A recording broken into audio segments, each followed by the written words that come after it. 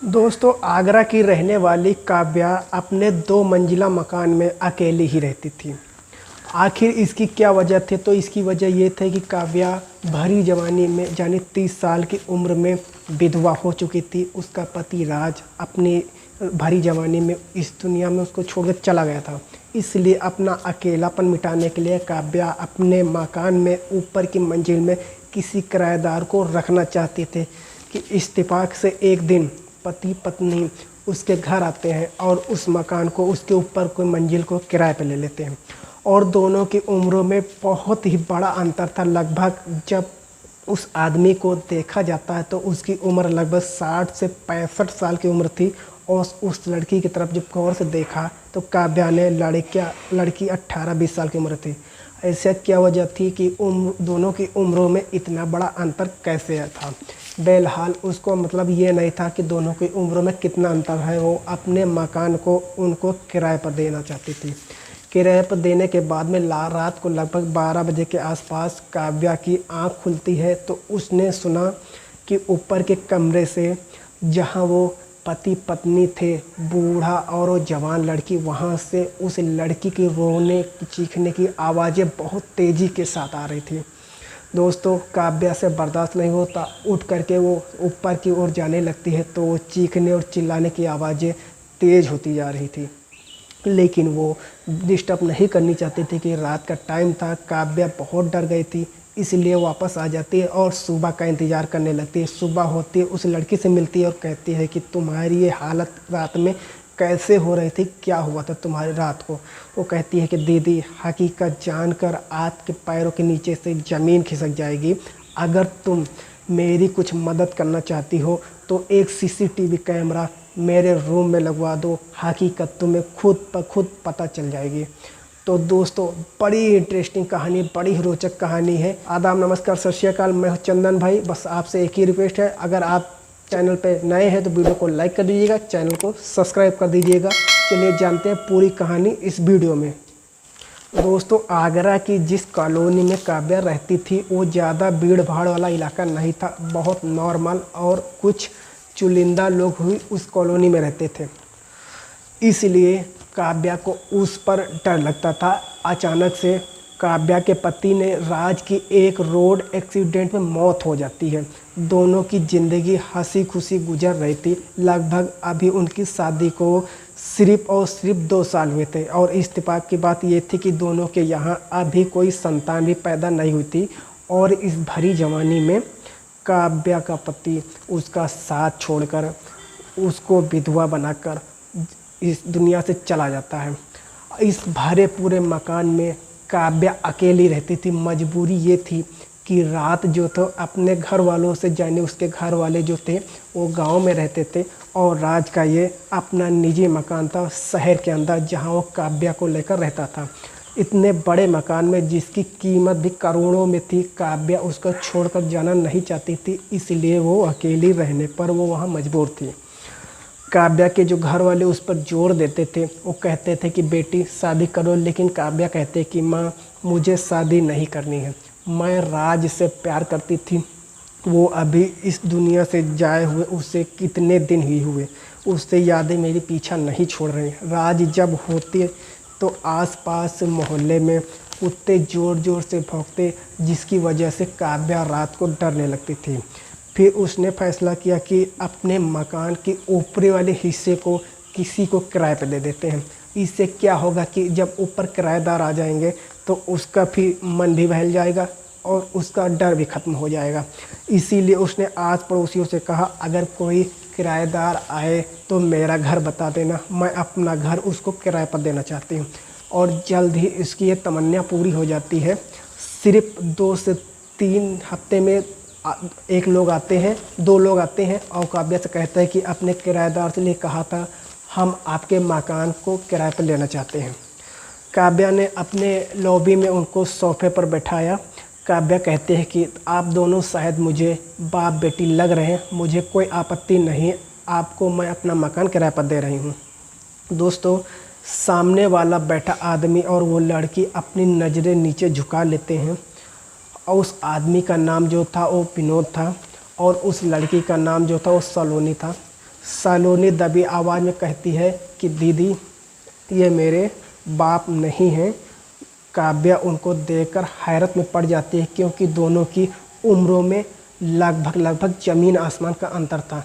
जहां विनोद की उम्र 60-65 साल की थी, वहां सलोनी की उम्र अभी महज 18-20 साल की थी दोस्तों। लेकिन फिर काव्या अपने मन के रहम को झटक देते फिर उसने सोचा कि मुझे क्या, मुझे तो अपने रूम किराए पर देना है। दोनों के बीच में बात सेट हो जाती, किराए की बात हो जाती है। फिर वो ऊपर की चाबी उन दोनों को थमा देते और कहते कि आप अपना रूम सेट कर लीजिए। दोनों पति पत्नी ऊपर के जाते हैं और अपने रूम को सेट करने लगते हैं। वहाँ पर इधर उधर की सफाई करने लगते हैं और एसी में शाम हो जाती है। काव्या सोचती है कि शाम हो चुकी है, आज ये नए अभी तो 2 घंटा पहले शिफ्ट हुए हैं, शायद इन्हें खाना बनाने का टाइम ना मिला हो इनके लिए। आज शाम का खाना मैं ही बना देती हूँ। काव्या उनके लिए खाना बनाती है और एक ट्रे में सजा करके ऊपर लेकर चली जाती है। ऊपर का दरवाज़ा बंद था। काव्या दरवाज़ा खटखटाती है, लेकिन दरवाज़ा नहीं खुलता है।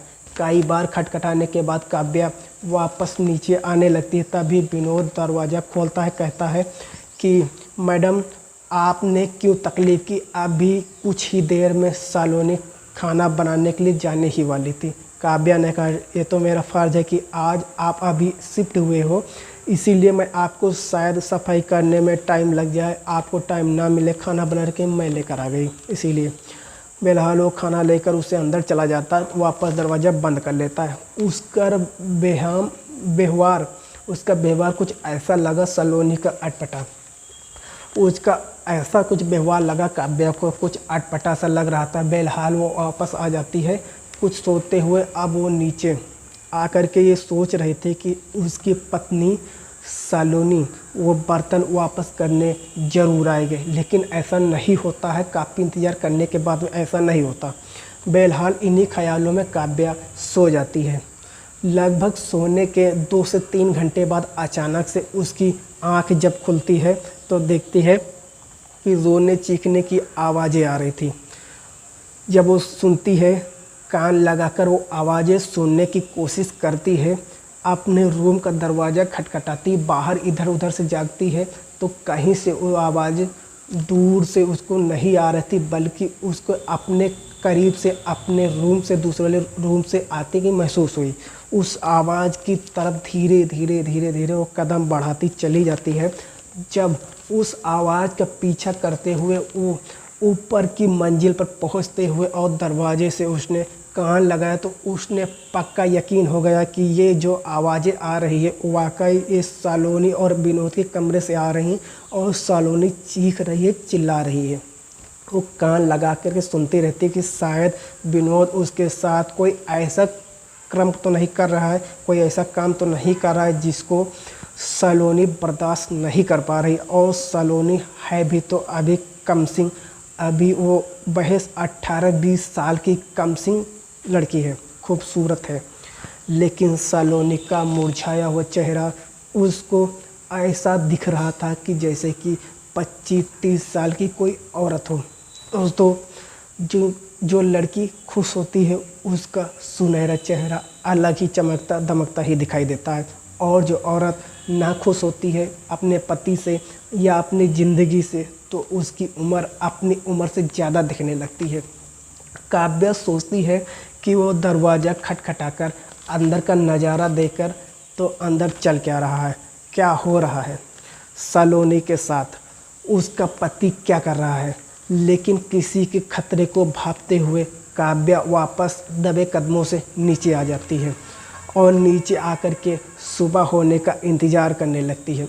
अब उसकी आंखों से नींद कोसों दूर थी, नींद तो मानो गायब हो चुकी थी। वो ज़बरदस्ती करवट लेती, अपनी आंखों को ढकती, कभी अपनी आंखों पर कपड़ा डालती, लेकिन नींद उसको अब नहीं आ रही थी। डर और एक कसमकस उसके दिमाग में बराबर दोनों साथ साथ चल रहे थे। जैसे तैसे करके सुबह होती है, अपने लिए चाय नाश्ता बनाती है और चाय लेकर के टेबल पर लॉबी में बैठ जाती है और फिर ऊपर से उनके दरवाज़ा खुलने का और नीचे किसी आने का इंतज़ार करने लगती है। लगभग 9 बजे के करीब विनोद ऊपर से नीचे उतर कर आता है। विनोद काव्या की तरफ देखता है और उसकी तरफ को देख करके ज़बरदस्ती की एक छोटी सी मुस्कान उसके सामने अपने चेहरे पर बिखेर लेता है और फिर दबे कदमों से वापस चला जाता है। दोस्तों, काव्या इसी चक्कर में थी कि उसको खाली टाइम मिले जिससे वो सालोनी से बातचीत कर सके। विनोद के जाने के बाद आधे घंटे के बाद लगभग में काव्या ऊपर पहुंचती है। ऊपर जा कर के वो दरवाज़ा खटखटाती है कि सालोनी अंदर से दरवाज़ा खोलिए। काफ़ी देर खटखटाने के बाद दरवाज़ा नहीं खुलता है। काव्या परेशान होती है कि आखिर सालोनी दरवाज़ा क्यों नहीं खोल रही है। तो दोबारा से वो काफ़ी देर तक दरवाज़ा खटखटाती है तो अचानक अंदर से एक कराती हुई आवाज़ आती है, जैसे कोई बहुत दुखी हो, कोई बहुत ज़्यादा परेशान हो। दोस्तों, वो सालोनी की आवाज़ थी। वो कहती है कि दीदी, आप यहाँ क्या करने हो, आप चली जाइए। अगर यहाँ आपको विनोद ने देख लिया तो बहुत दिक्कत हो जाएगी। काव्या कहती कि सालोनी, आखिर वजह क्या है, मुझे अपनी परेशानी बताओ। तो वो कहती है कि मैं कैसे बताऊं, बाहर से मेरा पति ताला लगा करके गया। जब काव्या ने गौर से देखा तो वाकई में ऊपर से एक छोटा सा ताला लगा हुआ, जो कि पहले सालोनी से बात करने की छटपटाहट में उसने ध्यान से नहीं देखा था। वापस आ जाती है काव्या ने नीचे। अब वो विनोद का आने का इंतज़ार करती है। शाम होते होते विनोद वापस आता है और सीधा अपने रूम में चला जाता है। फिर रात हो जाती है। फिर वहीं दोबारा उस रात भी वही मंजर सामने, रात को चीखने चिल्लाने की आवाज़ें आती हैं और फिर पूरी रात करवटें बदलते बदलते काव्या की रात कट गई थी। उन चीखों ने उसको सोने नहीं दिया था। आखिरकार मामला क्या था, उस चीखने चिल्लाने का क्या वो वजह थी, वो क्या उसके साथ ऐसा काम करता था कि उसके बर्दाश्त के बाहर था। क्या वो उससे संबंध बनाता था, क्या वो उससे संबंध बनाते टाइम संतुष्ट नहीं थी, क्या उसे ज़बरदस्ती करता था, क्या उसके साथ ज़बरदस्ती। तमाम तरह के ख्याल काव्या के दिमाग में आते और एक एक करके बाहर निकल जाते। काव्या किसी नतीजे पर नहीं पहुंच पा रही थी जब तक वो सालोनी से मिलकर बात न कर ले। आखिर वो किस नतीजे पर पहुंचती। आज उसने एक दृढ़ तरीका अपना लिया था और निश्चय कर लिया था कि उस सालोनी से बात ज़रूर करेगी, भले वो चाहे उसका पति उसको ताले में बंद करके चला गया हो, चाहे उसे ताला तोड़ना पड़े। विनोद जब नीचे उतर के आता है तब वो विनोद को नीचे बुलाती है और उसको अपने पास बैठने के लिए कहती है। विनोद अचानक से कुछ घबराया हो महसूस हो रहा था। काव्या कहती कि सामने बैठो, मुझे तुमसे कुछ पूछना है। दोस्तों, विनोद कहता है कि मैडम क्या पूछना है बताइए। काव्या सीधे सीधे से बताती है कि जब से तुम मेरे यहाँ रहने आई हो मेरी रातों की नींद गायब हो चुकी है। आखिरकार तुम्हारे कमरे से रोने पीटने की आवाज़ें क्यों आती है रात को? क्या करते हो तुम सालोनी के साथ? ऐसी क्या वजह है? विनोद कहता है कि मैडम, इसमें कोई शक नहीं कि सालोनी की मेरी पत्नी है, लेकिन इसके पीछे एक बहुत भयानक कहानी है और ये है कि सालोनी से मैंने ज़बरदस्ती शादी नहीं की है। मुझे पता है कि सालोनी के और मेरे बीच में काफ़ी अंतर है। उसके उम्र में और मेरे उम्र में लगभग 40 साल का अंतर है। लेकिन मेरी जो इसके पीछे की वजह है उसके जब सुनोगी और जानोगी तो मेरा सालोनी से शादी करना तुम सही मानोगी।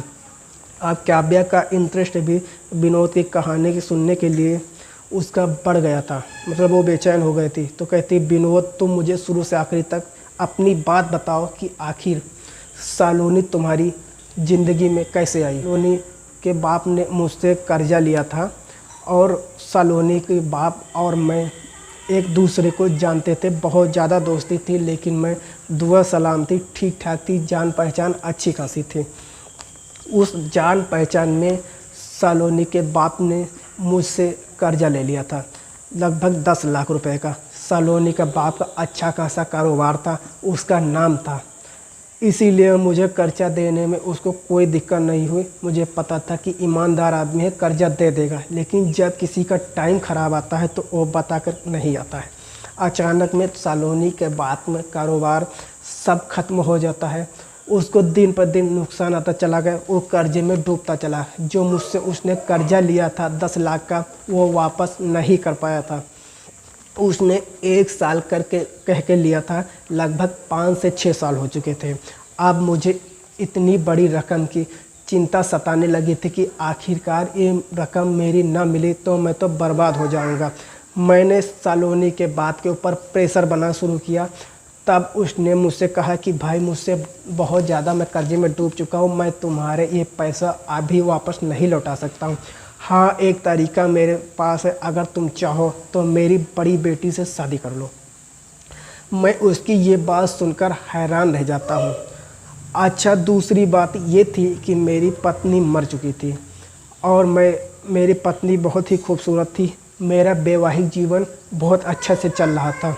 लेकिन एक दिन होता क्या है कि वो बच्चे को जन्म देने की वजह से, यानी डिलीवरी टाइम, उसकी मौत हो जाती है। डिलीवरी टाइम में जब उसकी मौत हुई तो उसकी मौत का मेरे ऊपर बहुत बड़ा सदमा पहुंचता है और फिर मैं शौक में चला जाता हूं। काफ़ी दिनों तक अपने काम पर भी नहीं जाता हूं। लेकिन ये ज़िंदगी ऐसी चीज़ है कि इसको जीना पड़ता है, शायद आप खुशी में हो या गम में हो। धीरे धीरे मेरी बीवी का खुमार जो था, जो गम था, मेरे ऊपर से उतरता रहता है। लेकिन फिर मैं एक फ़ैसला कर लिया कि कहीं मुझे कोई अच्छी जीवन साथी मिलेगी तो मैं शायद कर लूँगा, क्योंकि ये पहाड़ जैसी ज़िंदगी इतनी आसानी से नहीं गुजरती। एक जीवन साथी की ज़रूरत है। के बाद जब सलोनी के बाप ने कहा कि तुम मेरी बेटी से शादी कर लो, तो मुझे कुछ अजीब सा लगा। मैंने पूछा कि तुम्हारी बेटी की उम्र क्या है, तो उसने बताया कि लगभग 18-20 साल की उम्र है। मैं परेशान हो गया कि लोग क्या कहेंगे, ये समाज क्या कहेगा मुझे कि एक लगभग 60 साल का आदमी, 60 से 65 साल का आदमी कैसे एक इतनी कम उम्र की लड़की से शादी कर सकता है। मैंने उसको मना कर दिया तो वो कहता है कि बस मेरे आगे बस एक यही रास्ता बचा है कि मैं अपनी बेटी को किसी और बेच करके, उसके बेचने के बाद में जो पैसा मुझे मिलेगा मैं वो पैसा तुम्हें दे दूँगा। मैं उसकी ये बात सुनकर तड़प जाता हूँ। वो अपनी बेटी का मुझे फ़ोटो दिखाता है। मैं उस फ़ोटो को देखता हूँ और फिर सोचता हूँ कि सलोनी का बाप उसको किसी और को ही बेच ही देगा। पता नहीं कोई आदमी जिसको वो बेचे कैसा मिले, या कोई जिसमें फरोशी अड्डे पर उसको बेच करके चला आए। ये सोचते हुए मैंने हाँ कर दी कि मैं तुम्हारी बेटी से शादी करूँगा। मैं सलोनी से शादी कर लेता हूँ। शादी करने के बाद जब सलोनी मेरे पास आती है, रात का टाइम था, वो मुझे देखकर बिल्कुल भी अपने पास खाने से मना कर देती है। वो कहती है कि मुझसे मेरे बाप ने पूछा भी नहीं था कि मैं जिससे तुम्हारी शादी कर रहा हूँ वो कैसा दिखता है। आज जो मैं तुम्हें देखती हूँ, क्या मैं 18-20 साल की उम्र की लड़की के बूढ़े आदमी से ब्याहने के काबिल हूँ? बिल्कुल अपने पास आने से मना कर देती है। मैं पीछे हट जाती हूँ। मैं ज़बरदस्ती नहीं करता हूँ उसके साथ। उसके बाद में फिर 1 दिन 2 दिन गुजरते हैं। किसी भी तरह से मुझे अपने साथ रखने से इनकार कर दिया। लेकिन हमारी दोनों की शादी हो चुकी। फिर सलोनी को हमारे पास रहना मजबूरी था। जब रात होती मैं उसके पास जाने की कोशिश करता, वो बिना मतलब के चीखने चिल्लाने लगती। लोग ये सोचने पर मजबूर हो जाते सलोनी के ऊपर जुल्म करता हूँ, उसके साथ कुछ ऐसा कृत्य करता हूँ जिसकी वजह से उसे पीड़ा होती हो, दर्द होती हो। लेकिन ऐसा कुछ नहीं है। सलोनी जानबूझकर चिल्लाती चीखती है ताकि समाज में आस पड़ोस के एक छवि खराब हो मेरी, और इस वजह से मैं लगभग 2-3 दफ़ा मकान बदल चुका हूँ। दोस्तों, काव्या विनोद की बात सुनकर बड़ी हैरान होती है, बड़ी परेशान रहती है। वो उसकी बातों पर यकीन रहती है कि ठीक है, तुम जहाँ पर काम पर जा रहे थे तुम चले जाओ, मैं सलोनी से मिलकर उससे बात करूँगी, मैं समझाने की कोशिश करूँगी। वो कहता है कि मैडम, सलोनी नहीं समझेगी, वो मानसिक तौर से मुझे बिल्कुल रिजेक्ट कर चुकी है और मानसिक बीमार है। उसका इलाज चला, वो पागलों जैसी हरकतें करने लगती है। कभी भी घर का सामान कभी भी तोड़ फोड़ देती। जब वो गुस्से में आती है तो किसी को नहीं बख्शती। लेकिन फिर भी काव्या जिद करती है कि मैं एक बार सलोनी से मिलकर बात ज़रूर करूँगी। विनोद चला जाता है।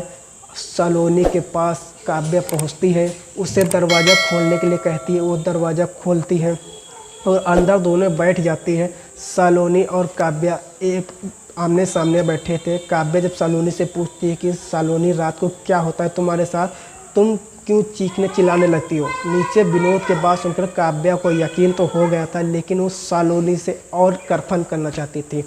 सलोनी बताती है कि दीदी अगर तुम्हें रात की सच्चाई जाननी है तो इस कमरे में कोई एक CCTV कैमरा लगा दो, तुम्हें खुद ब खुद पता चल जाएगा। उसके बाद सलोनी काव्या के सीने से लग जाती है और रो रो करके कहती है कि दीदी मैं बहुत पीड़ा में हूँ, ये आदमी मुझे बहुत ज़्यादा सताता है।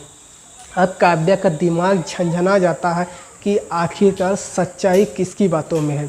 विनोद कह रहा है कि सलोनी रात को कुछ चीखती चिल्लाती है, वो उसे एक्सेप्ट नहीं कर रही है, और सलोनी कह रही है कि विनोद उसके ऊपर रात को उसका उत्पीड़न करता है, उस पर जुल्म करता है। सच्चाई दोनों में से किसकी बातों में है। दोस्तों उसको दिमाग उलझ करके रह जाता है। उसके बाद सलोनी कहती है कि काव्या दीदी मैं आपके साथ नीचे चली। वो नीचे उसके साथ आ जाती है, उसको वो अपना घर दिखाती है। अब वो सलोनी के प्रति इतना ज़्यादा उसके प्रति उसका दया आ रही थी काव्या को कि वो उसको दिल बहलाने के लिए नीचे कमरे में आती है। सारा कमरा अपना दिखाती है, कैसे उसने अपने कमरे को सजाया, कैसे उसने अपने हर चीज़ तरीके से रखा हुआ है। सलोनी सब कुछ ध्यान से देखती है और कहती है कि मुझे लगता है कि विनोद ने ऊपर कोई रिकॉर्डिंग वाली चीज़ ऐसी लगा रखी है कि उसे पता चल जाता है कि मैंने दिन में तुमसे बात की है, और फिर रात को मेरे साथ क्या क्या करता है दीदी मैं आपको बता नहीं सकती। ये अधूरी बातें, सस्पेंसिंग बातें सुनकर काव्या के मन में जो है उत्सुकता होने लगती है कि आखिरकार दोनों के बीच में होता क्या है। अपनी ज़बान से सलोनी भी नहीं बता रही थी, वो तो बस ये कहती है कि दीदी रात को सच्चाई अगर तुम्हें जाननी है तो एक CCTV कैमरा लगवा दो। उधर विनोद ने कहा कि वो ज़बरदस्ती चीखती चिल्लाती है। काव्या सलोनी के प्रति एक ऐसा महसूस कर रहे थे कि मैं किसी भी तरह से इसकी मदद करूं। बहरहाल वो अपने एक दोस्त को फ़ोन करती है जो कि पुलिस में थी, और वो उसे कहती कि रात को तुम्हें यहाँ की रैकी करनी है और देखो कि रात को यहाँ होता क्या है। मेरी तो हिम्मत तो नहीं है रात को जब वो चीखें आती हैं, लेकिन तुम्हें आज रात को यहाँ आकर के और ये सारी चीज़ें देखनी है। बहरहाल रात होती है। रात को अचानक से कुछ ऐसा होता है कि जो वो उसकी जो दोस्त थी वो आती है और वहाँ पर उन दोनों को, सलोनी को और उस बूढ़े आदमी को, विनोद को गिरफ्तार करके जेल में ले जाती है। काव्या की जब आँख खुलती है वो देखती है कि अपने आप को अस्पताल में पाती है। वो अपने दोस्त उस पुलिस वाली रोशनी से पूछती है कि मैं अस्पताल में कैसे पहुंची। तो कहती है कि काव्या तुम्हें पता नहीं है जो किराएदार तुम्हारे यहाँ के, वो कोई पति पत्नी या कोई उत्पीड़न के साथ नहीं हो रहा था, बल्कि वो एक चोर का गिरोह था जो इस तरह की अफवाह फैला कर और मकान मालिक को अपने भरोसे में ले लेते हैं, और इस भरोसे में वो अपना सब कुछ उन लोगों को दिखा देता है, जैसा कि वो तुमने उन लोगों के ऊपर सब कुछ दिखा दिया था। वो सलोनी को जो 18-20 साल की लड़की थी वो उसकी पत्नी नहीं थी, रात को जो चीखती चिल्लाती नहीं थी, वो उसके ऊपर कोई जुल्म नहीं करता था, बल्कि वो उनका नाटक होता था ताकि वो आवाज़ तुम तक पहुँचे और तुम उसके प्रति, उस लड़की के प्रति अपने आप को उसकी मदद करनी चाहती हो, और तुम फिर उसको अपना सब कुछ दिखा देती हो, जैसे तुमने अपना घर, अपने गहने, सब कुछ उसको दिखा दिया था। आज रात वो तुम्हारे घर पर हाथ साफ करना चाहते थे। उन्हें लगभग मेरे आने से पहले ही तुम्हारे खाने में उन्हें नशीली दवाई मिला दी थी। वो अपने मकसद में कामयाब होते उससे पहले ही हमने छापा मारकर उन्हें गिरफ्तार कर लिया। वो काफ़ी दिनों से वांटेड थे, थाने में उनके रिकॉर्ड दर्ज हैं। दोस्तों इसलिए तुम लुटने से बच गई।